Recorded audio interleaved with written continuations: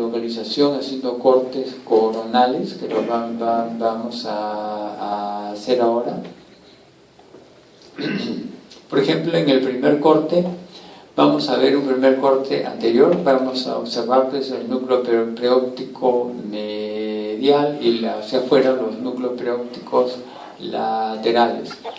En un segundo corte ya podemos apreciar que pueden estarse ya viendo el núcleo, este núcleo que está marcado con el número 6 abajo, el núcleo arciforme, arcuato o infundibular, y el verde que está al medio ya viene a ser el núcleo periventricular. Hacia afuera vamos a ver los núcleos laterales, ¿no? Que es el 7 y que está en rojo. Un corte un poco más posterior ya vamos a poder apreciar lo que es el núcleo anterior. Hacia arriba vamos a ver el núcleo paraventricular.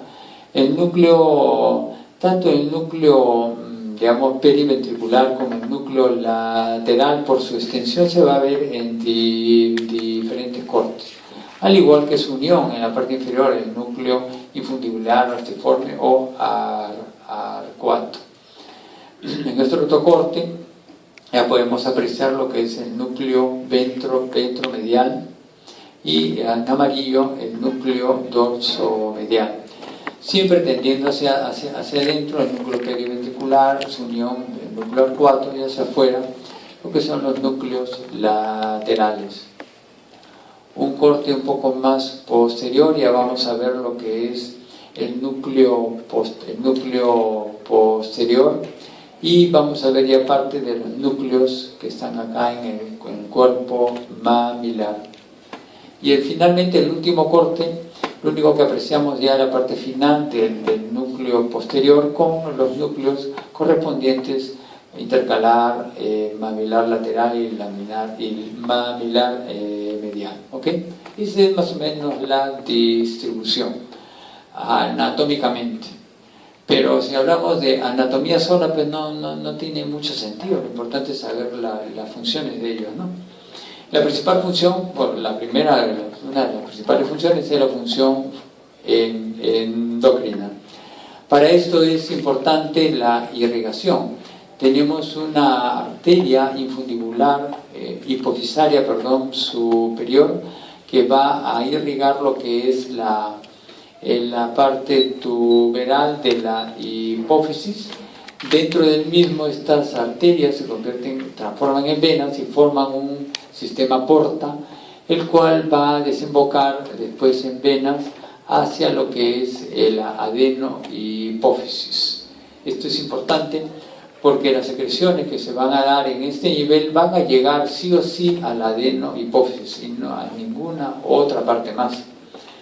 En cambio, la irrigación de la neurohipófisis está dada por la arteria hipofisaria inferior, ¿no? que se centra en este nivel. Vamos a hablar entonces de estas funciones. Acá vamos a ver que existen estos núcleos que están representados acá.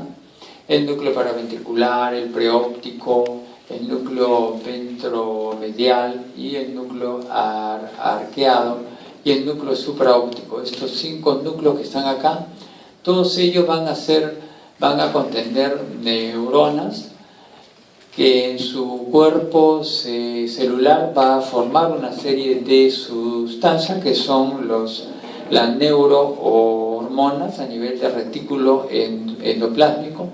Va a participar el complejo de Golgi, y estas vesículas van a ser transportadas por los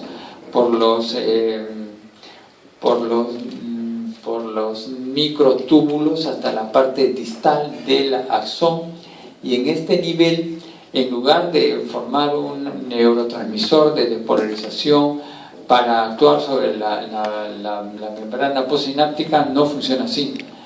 Estas sustancias, estos vesículas van a ser liberados, va a penetrar directamente el capilar hacia el torrente circulatorio. Es decir, Esta célula sumamente especializada tiene funciones, como vemos acá, tiene dendritas, tiene axón, tiene potencial de acción, es decir, es una neurona. Sin embargo, tiene funciones de células endocrinas, porque estamos viendo que forma una serie de sustancias y estas sustancias son liberadas en el torrente circulatorio. Es decir, tiene función de neurona por una parte y tiene función de una célula endocrina. Los investigadores les han llamado células neuroendocrinas, y así lo van a encontrar. Personalmente considero que es un nombre infeliz, porque parecería ser el engendro entre una neurona por una parte y la unión con una célula endocrina que han procreado esto, y esto no es así. Simplemente es una neurona que tiene capacidades endocrinas, que es otra cosa. Por lo que sugeriría que se le llamen neuronas endocrinas. Claro que no lo van a encontrar así en ninguna parte, pero van a encontrar con este primer nombre. Ahora bien, estas células neuroendocrinas, que son verdaderas neuronas, sus cuerpos neuronales se encuentran pues, en el sistema nervioso central, y vamos a irlas viendo. Tenemos, por ejemplo, el núcleo preóptico. El núcleo preóptico es una de ellas, con capacidades endocrinas. Tenemos el núcleo supraóptico, tenemos el núcleo paraventricular, y también tenemos acá el núcleo ventromedial, y finalmente tenemos acá el núcleo arqueado. Son estos 5 núcleos del hipotálamo que tienen que ver con la función endocrina. No canten victoria, porque esto es un poquito más complejo. Estos núcleos se subdividen en 2 grupos. Grupo de núcleos parvocelulares, ¿ok?, que están representados por el núcleo preóptico, el núcleo ventromedial y el núcleo arqueado. ¿Por qué razón? Se llama parvocelular porque son células de soma pequeño, y son así porque los axones de estas neuronas son cortas. Todos estos axones van a finalizar a nivel del túber, ¿ok? En este nivel secretan sus sustancias, sus neurohormonas, por la descripción de la irrigación que le hemos descrito, que le hemos dicho. Estas neurohormonas viajan sí o sí y exclusivamente a la adenohipófisis, donde va a actuar sobre las células endocrinas para realizar su actividad. Y finalmente, las células endocrinas que están en la adenohipófisis, sus secreciones van a ir ya a las venas, que van a drenar el seno cavernoso para el torrente circulatorio. Entonces, solamente los núcleos parvocelulares tienen que ver con el control de la adenohipófisis. Sin embargo, las otras, los núcleos magnocelulares, llámese el núcleo paraventricular y el núcleo supraóptico, son neuronas grandes. ¿Por qué razón? Porque los axones son largos. Mientras más largo es el axón, la neurona tiene que ser grande para tener una mayor capacidad metabólica para mantener con vida ese axón. Y estos axones descienden hasta nivel de lo que estamos viendo desde la adenohipófisis. Y en este nivel, directamente, estas células van a ir al torrente circulatorio, que van a ir a las venas y directamente al seno cavernoso, ¿no? Entonces estamos hablando ahora del sistema neuroendocrino parvocelular. En este caso ya hemos visto que está relacionado con estos núcleos, con estos 3 núcleos. ¿Ok? Y en este caso vamos a ver cómo estos núcleos mencionados van a liberar una serie de neurohormonas que van a actuar sobre las células que están en la adenopófisis para que ellas puedan secretar estas neurohormonas, estimulan o inhiben, dependiendo cuál sea, para la liberación de las diferentes hormonas como la ACTH, tirotropina, hormona de crecimiento, prolactina, LH, FSH, entre otras más. Acá estamos viendo cómo estos sistemas de neuroendocrino parvocelular, por una parte, no actúan solas, están controladas por aferentes desde el sistema límbico, aferentes de la formación reticular, hiperpolarización por las neuronas GABA del circuito local. Algunas son sensibles. Las mismas hormonas circulantes dadas por la adenopófisis llegan a estos núcleos y estos núcleos pueden estimularse o inhibirse de acuerdo a la concentración de ellos. Y también por inhibición por receptores opioides, ¿no?, abundantes en la región intermedia del hipotálamo. Ahora hablemos sobre el sistema neuroendocrino magnocelular. Como hemos visto, esto está dado ya no por tres núcleos, sino solamente dos, el paraventricular y el supraóptico. En este caso, la secreción va a ir directamente por los axones largos hasta la neurohipófisis, y ellos pueden tener un volumen tan grande que puede alcanzar un diámetro de un eritrocito, que se denominan cuerpos de Henry. Estos cuerpos de Henry pueden ser tan abundantes que ocupan un volumen hasta un tercio o a veces más de toda la adenopófisis. Las secreciones que ellos tienen son dos. Una es la vasopresina u hormona antidiurética, cuya acción es a nivel sanguíneo, llega hacia el riñón, y a nivel de tubo colector y el tubo contorneado distal va a realizar la absorción del agua. Obviamente, esta absorción del agua va a estar dado, ¿por qué? Porque cuando se incrementa la osmolaridad en la sangre, estas mismas células, estos mismos núcleos son osmoreceptores. Ante variaciones de la osmolaridad sanguínea, estos núcleos se activan y secretan a vasopresina. Pero no solamente lo hacen ellos, también existen una serie de órganos circunventriculares que van a ayudarle a que estos núcleos puedan funcionar. Estos órganos circunventriculares tenemos, por ejemplo, por una parte tenemos el órgano vascular de la lámina terminal, tenemos el órgano subfornical, tenemos la glándula pineal, tenemos la neurohipófisis misma, otra es la eminencia media, y también tenemos lo que es el área postrema. En estos órganos circunventriculares, la barrera hematoencefálica es sumamente, muy especial, que permite que se pueda captar los cambios de osmolaridad, y no solamente de eso, captar los cambios en el volumen mismo.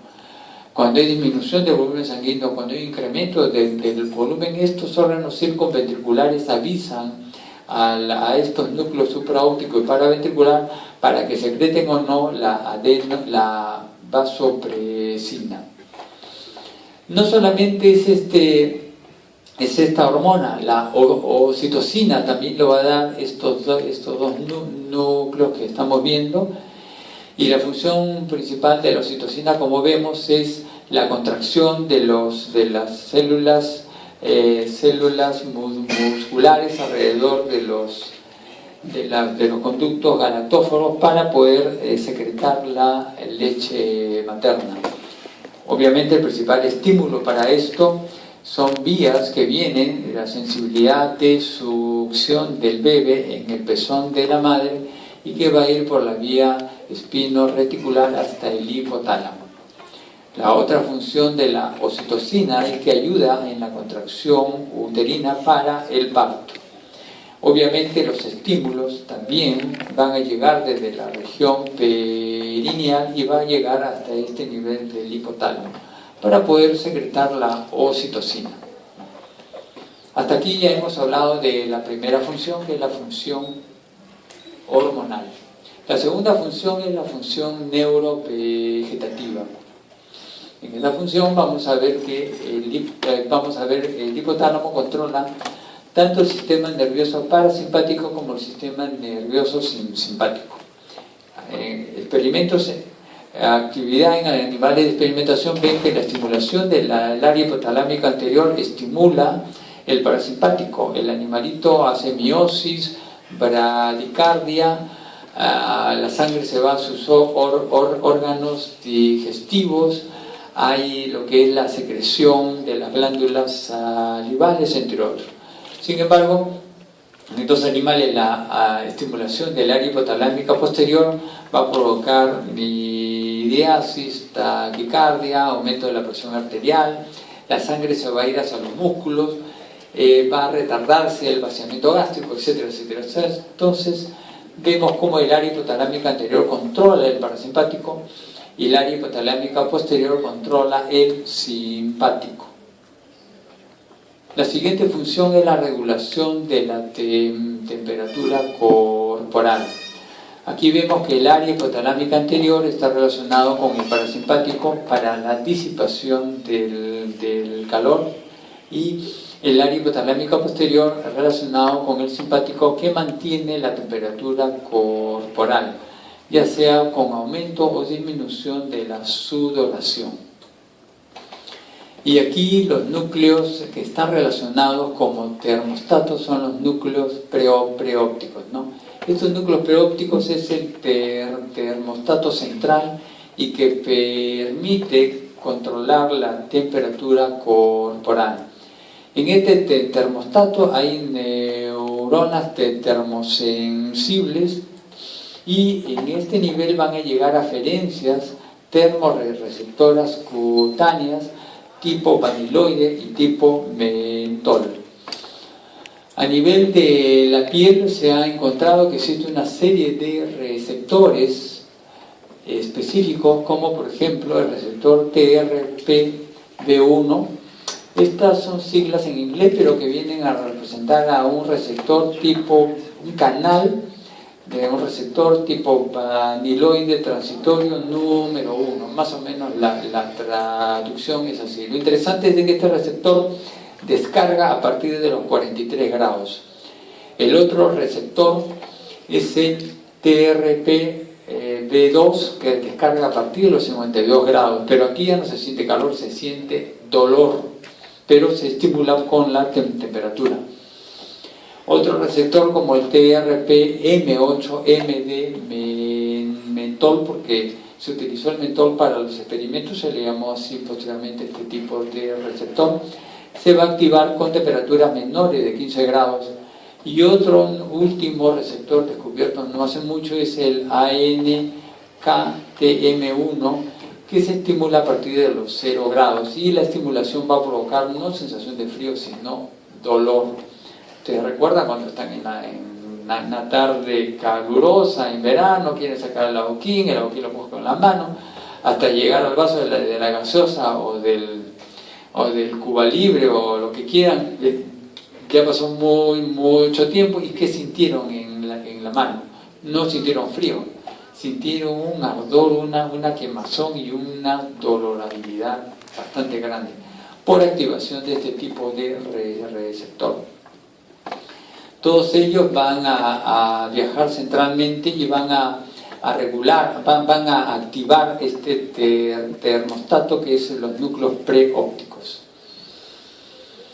Ahora bien, acá tenemos los núcleos del hipotálamo, la región hipotalámica posterior. Desde este nivel, para mantener la temperatura, hay fibras descendentes que llegan hacia la columna intermedio lateral que se encuentra en la médula torácica, que viene a ser la parte simpática. En este nivel tenemos la neurona número 1 de la vía simpática.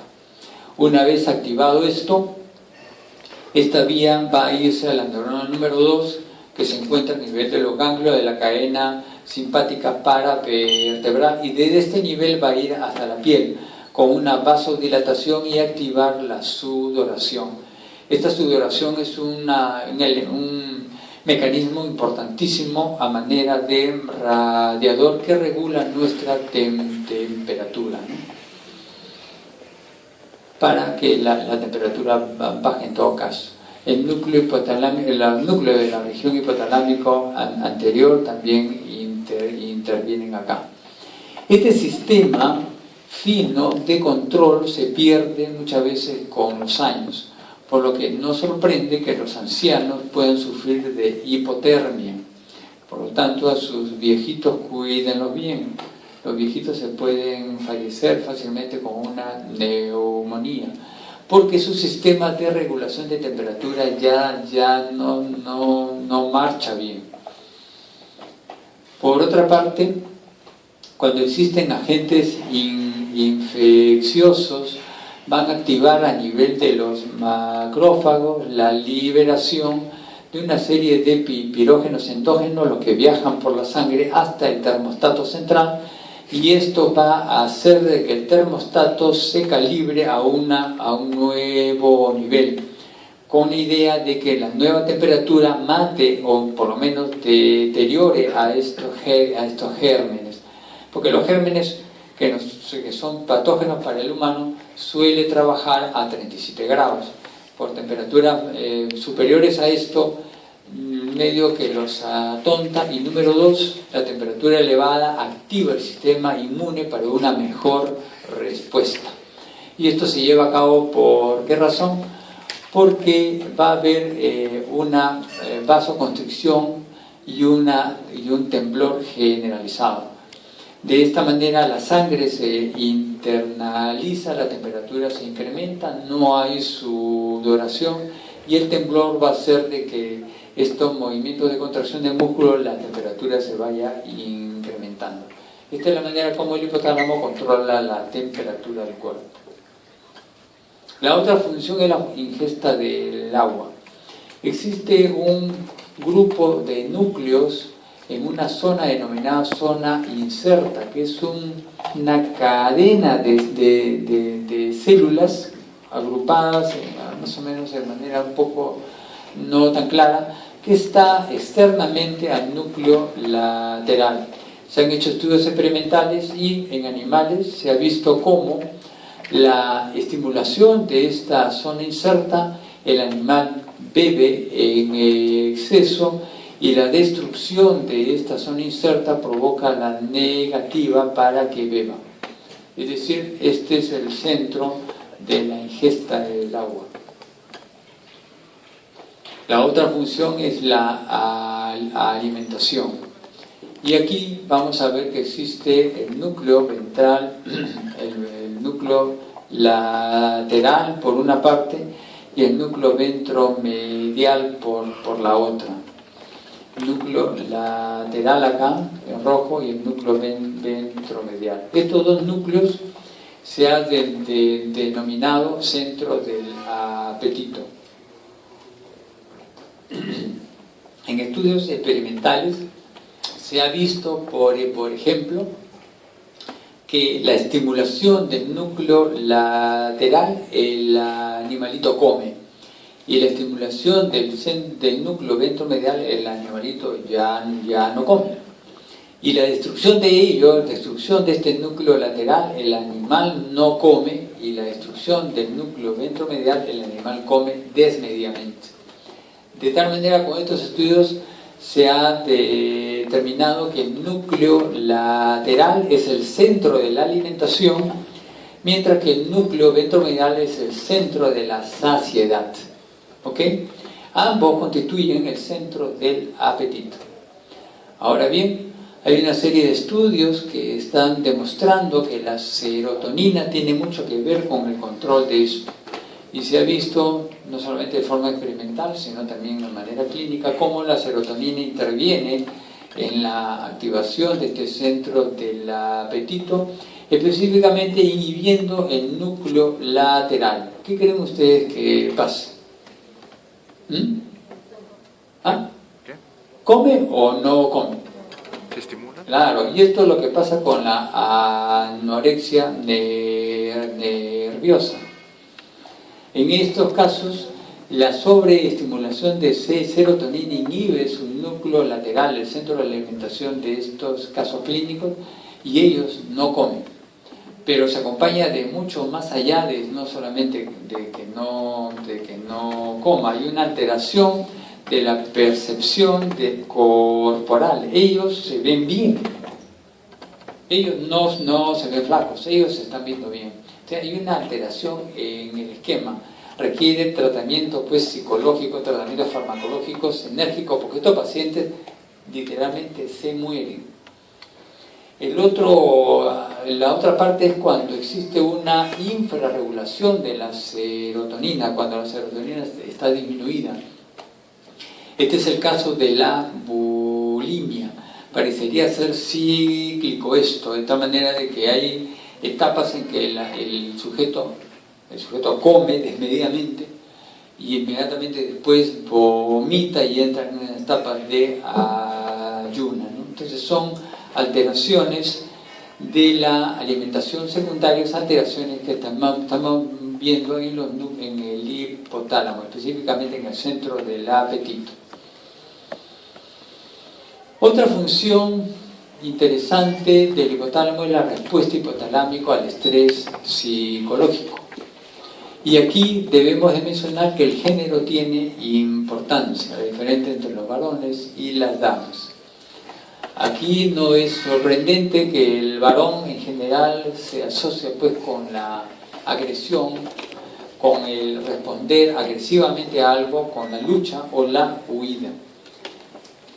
Y esto tiene que ver con que a nivel hipotalámico la hormona liberadora de la corticotropina, que va a actuar a nivel de la hipófisis para la secreción de la ACTH, esta ACTH finalmente a nivel de la cápsula suprarrenal provoque la liberación del cortisol, se ve de que está relacionado con el núcleo paraventricular, se ve que en este caso la ADH, la hormona, la vasopresina, potencia completamente esto y hace de que el cortisol intervenga en la movilización de las reservas energéticas del cuerpo para la lucha o la huida.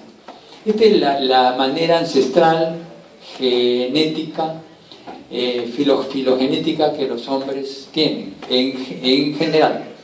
Sin embargo, las damas no reaccionan necesariamente así. ¿Cómo reaccionan las damas ante el estrés? Aquí la estrategia de las damas es diferente. Aquí la estrategia es cuidar y hacer amigos. Y esto se refiere, los investigadores refieren, el cuidar se refiere a la protección de la descendencia ante una amenaza, ante algo que amenace la integridad física, espiritual, moral, lo que sea. La mujer más bien tiende a proteger a la descendencia y la otra es proteger al grupo familiar para su supervivencia. De tal manera que son funciones diferentes.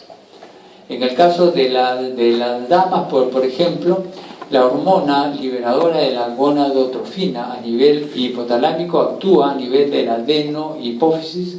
Esta secreta FSH, hormona estimulante de los folículos. Esto está potenciado por la oxitocina y esto va a ocasionar finalmente que se libere estrógenos. Estos estrógenos es lo que va a actuar para hacer para que las damas reaccionen de esta manera. Esto no solamente se ha quedado en hipótesis, porque han avanzado un poco más.